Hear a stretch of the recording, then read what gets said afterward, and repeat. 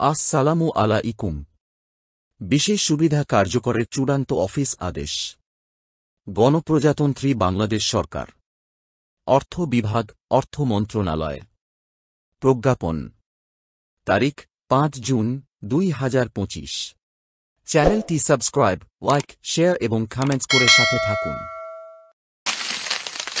সরকারি চাকরি আইন 2018 এর 15 ধারায় প্রদত্ত ক্ষমতাবলে জাতীয় বেতন স্কেল এর আওতাভুক্ত সরকারি, বেসামরিক, স্বশাসিত এবং রাষ্ট্রায়ত্ত প্রতিষ্ঠানসমূহ, ব্যাংক, বীমা ও আর্থিক প্রতিষ্ঠান, বর্ডার গার্ড বাংলাদেশ ও পুলিশ বাহিনীতে নিয়োজিত কর্মচারী এবং পুনঃস্থাপনকৃত পেনশনারগণ সহ পেনশনভোগী ব্যক্তিবর্গের জন্য 1 জুলাই 2025 তারিখ হতে বেতন গ্রেড ভেদে গ্রেড 1 এবং অনূর্ধ্ব হতে গ্রেড 9 পর্যন্ত 10% এবং গ্রেড 10 হতে গ্রেড 20 পর্যন্ত 15% হারে বিশেষ সুবিধা প্রদান করা হল। এ বিশেষ সুবিধা চাকরি রতদের ক্ষেত্রে ন্যূনতম 1000 টাকা এবং পেনশনভোগীদের ক্ষেত্রে ন্যূনতম 500 টাকা হারে প্রদেয় হবে। 2. এ বিশেষ সুবিধা নিম্নরূপভাবে কার্যকর হবে।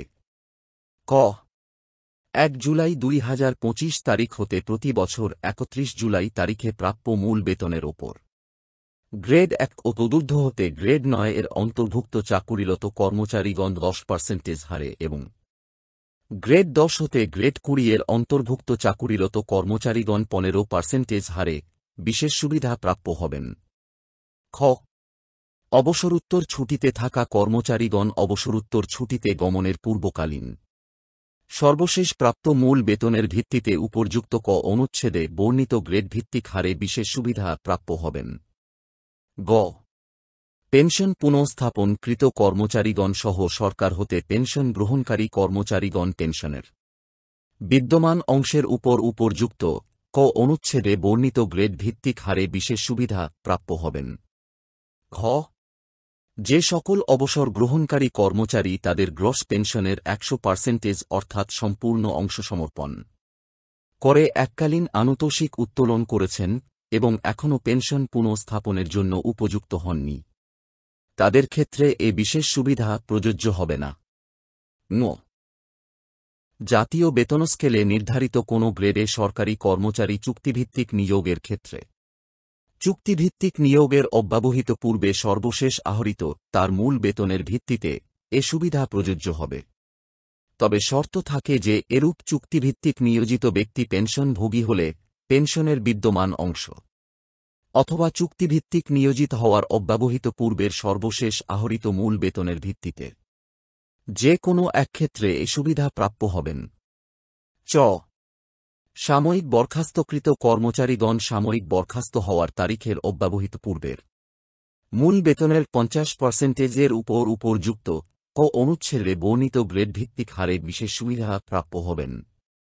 এবং ছ বিনা বেতনে ছুটিতে থাকাকালীন কর্মচারীগণ এ বিশেষ সুবিধা প্রাপ্য হবেন না।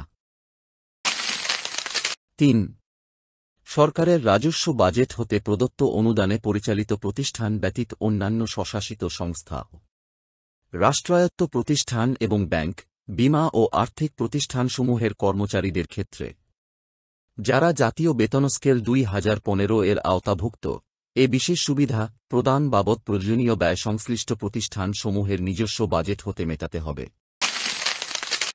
4 অর্থ বিভাগের একটি আদেশ বাতিল করা হয়। 5 জনস্বার্থে এ প্রজ্ঞাপন জারি করা হল এবং 1 জুলাই 2025 তারিখ হতে এটি কার্যকর হবে।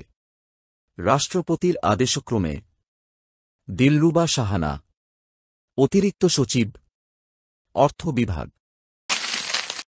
পরবর্তী অন্যান্য ভিডিও দেখার আমন্ত্রণ জানিয়ে দর্শক শ্রোতা সবাইকে অনেক অনেক ধন্যবাদ। খোদা হাফেজ।